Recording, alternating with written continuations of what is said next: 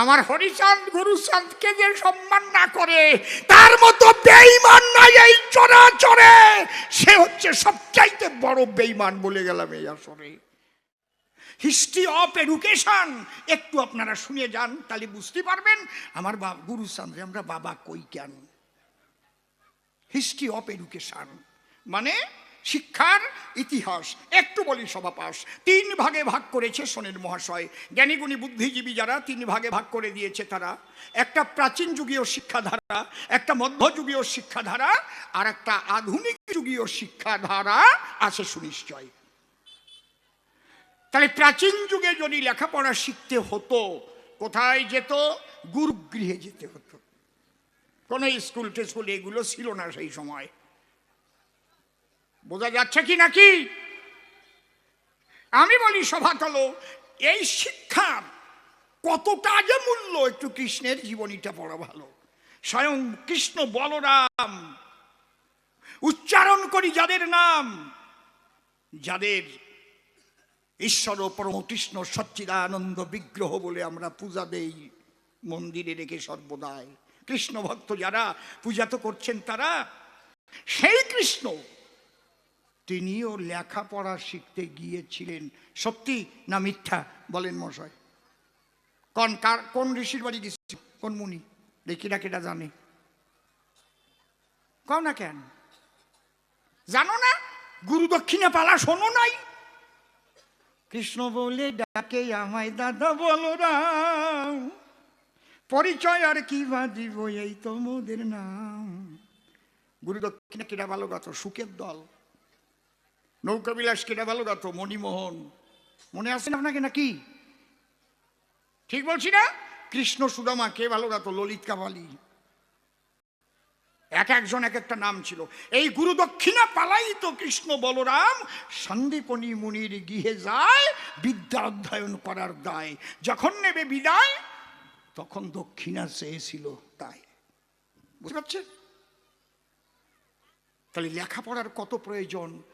যাকে ভগবান পরমেশ্বর বলে পোজে কোটি কোটি জনগণ, তিনিও লেখাপড়া শিখতে করেছেন গমন। যাকে আমরা কি বলি? রাধা অঙ্গ কৃষ্ণ অঙ্গ মিলে হলো শ্রী গৌরাঙ্গ, সঙ্গে নিয়ে খোল মৃদঙ্গ হরি গুণ গায়। এই তো কি বাবা? ওরে যশোদানন্দন যেই শচীসূত হলো সেই, বলরাম হইল নিতাই। সেই গৌরাঙ্গ মহাপ্রভু যিনি লেখাপড়া শিখতে বিদ্যানিধির টলে গেলেন তিনি। আরে কপাল! রাধা কৃষ্ণ দুইজন মিশে গৌরাঙ্গ সেই দেশে। তারও লেখাপড়ার শেখার প্রয়োজন, এবং নিজে লেখাপড়া শেখার পরে নিজে গিয়ে টোল খুলে লেখাপড়া শেখাবার ব্যবস্থা করে। তাহলে প্রাচীন যুগে লেখাপড়া শিখতে হলে যেতে হতো গুরুর স্থলে। কোনো শূদ্রের অধিকার ছিল না সেথায়। মধ্যযুগে লেখাপড়ার ধারা টোল ত্রিপাঠী তৈরি করা। ওই যে দেখুন শচীর গোড়া, খবর নিয়ে দেখেন ওই জায়গায় কোনো শূদ্র লেখাপড়া শেখার অধিকার পেয়েছিল কিনা, এটাও জানার বিষয়। তাহলে মধ্যযুগেও পায় নাই, প্রাচীন যুগেও পায় নাই। আমি দুঃখের কথা বলতে চাই, বাবা গুরুচাঁদ ঠাকুরকেও কোনো স্কুলে ভর্তি করে নাই, কারণ সে চণ্ডালের সন্তান বলে ভর্তি করে নাই স্কুলে।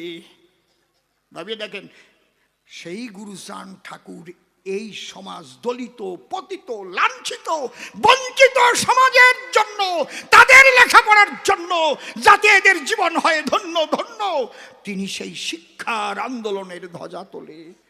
যদিও তোরা করিস ভিক্ষা, ছেলে মেয়েদের শিক্ষা, শিক্ষা সংহতি সংগ্রাম চেতনা, দলিতের মুক্তি নাই এই 3 বিনা, মরি কিংবা বাঁচি আমি তাতে ক্ষতি নাই, গ্রামে গ্রামে পাঠশালা গড়ে যেতে চাই। আর কোনো বান্ধব বলে নাই।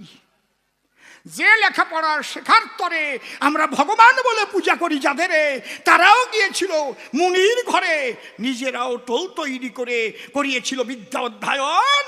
বসে শোনেন সুধীজনা, কিন্তু দলিত পতিত লাঞ্ছিত বঞ্চিত সমাজের মানুষকে অধিকার দিল না। সেই অধিকার বাবা গুরুচাঁদ ঠাকুর ছাড়া আর কে দিয়েছে? আর তাকে কেন বাবা বলবো না? কোটি কোটি বার বলবো বাবা গুরুচাঁদ, বাবা গুরুচাঁদ, বাবা গুরুচাঁদ। বাবা গুরুচাঁদ, বাবা, ও বাবা গুরুচাঁদ, আজকে আমি কথা বলছি বাবা গুরুচাঁদের দয়ায়। গুরুচাঁদ দেশে এসেছিল বলে হয়েও একজন শূদ্র ঘরের ছেলে আজকে দেশ বিদেশ ঘুরে বেড়ায়। এই অধিকার বাবা গুরুচাঁদ আসার পরে আমরা পাই। তোমরা কৃষ্ণ ভক্ত যে হয়েছো, কালী ভক্ত যে হয়েছো, যে যা ভক্ত হয়েছো, আমার হরিচাঁদ গুরুচাঁদকে যে সম্মান না করে তার মতো বেঈমান নাই এই চরাচরে। সে হচ্ছে সবচাইতে বড় বেঈমান বলে গেলাম এই আসরে। তুমি কি ভজন করবার দেখার দরকার নাই, বাড়ি একটু বাবা হরিচাঁদ গুরুচাঁদকে দিও ঠাই। দিনান্তে একবার বাবা বলে প্রণাম করো তার চরণ তলে। বাবা হরি গুরুচাঁদ না এলে হতে পারতে না কেউ সাধু গোসাই, লেখাপড়াও কেউ শিখতে পারতে না রে ভাই। তাই লেখাপড়া শুধু বই পড়াইয়ে যদি বাবা ডাক শুনতে পারে, আর যে শিক্ষার অধিকার দান করে, কেন আমি বাবা বলবো না তারে? হরিবল হরিবল। যে কারণে গুরুচাঁদকে বাবা বলা হয়।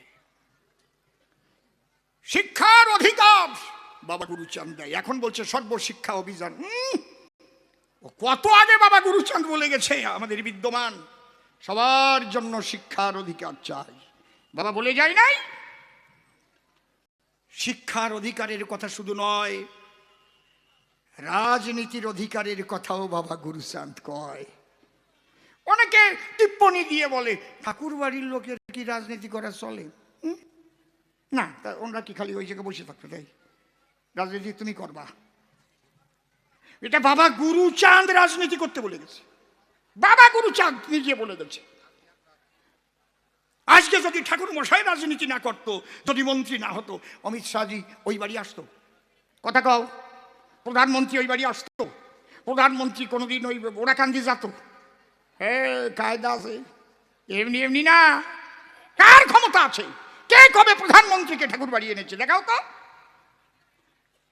তাহলে রাজশক্তির কত প্রয়োজন। যে কথা বলে গেছে আমার স্বয়ং শ্রী হরিনন্দন,